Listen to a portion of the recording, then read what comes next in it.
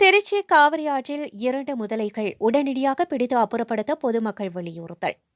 திருச்சி காவிரி ஆற்று மணல் திட்டுகளில் 2 முதலைகள் இருப்பதை சில பொதுமக்கள் கண்டனர். இந்த தகவல் பொதுமக்கள் மத்தியில் பரவியது. அப்போது பாலத்தில் சென்று கொண்டிருந்த பொதுமக்களில் சிலர் அவற்றை வேடிக்கை பார்த்தனர். இதுகுறித்து தகவல் அறிந்த வனம் மற்றும் தீயணைப்புத் துறையினர் விரைந்து சம்பவ இடத்துக்கு வந்து முதலைகள் நடமாட்டத்தை கண்டறிந்தனர். டிரோன் கேமராக்களின் மூலம் கண்காணித்து அவற்றை பிடித்து வேறு இடங்களில் கொண்டு சென்று விடுவதற்கு முயற்சிகள் மேற்கொண்டனர். அப்போது மணல் திட்டில் இருந்த முதலைகளில் ஒன்று ஆற்றில் இறங்கிச் சென்றது.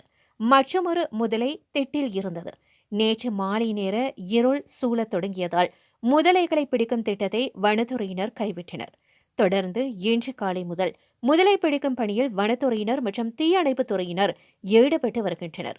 பொதுமக்கள், சிறுவர்கள், சிறுமிகள் அதிக அளவில் குளிக்க வருவதால் உடனடியாக முதலைகளை பிடிக்க வேண்டும் என கோரிக்கை எழுந்துள்ளது.